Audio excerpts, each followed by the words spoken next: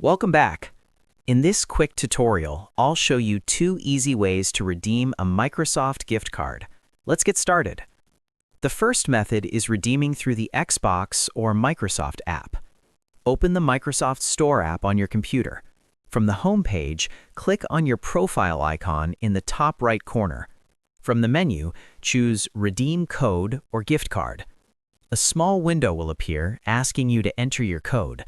Type in your Microsoft gift card code and confirm. Once completed, the balance will be added to your account and ready to use. The second method is redeeming on a PC using a web browser. Open your browser and go to microsoft.com/redeem. Sign in with your Microsoft account when prompted.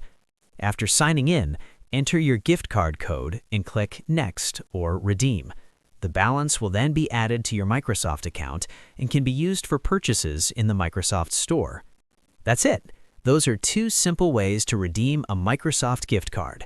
Thanks for watching, and don't forget to subscribe for more quick and helpful tutorials.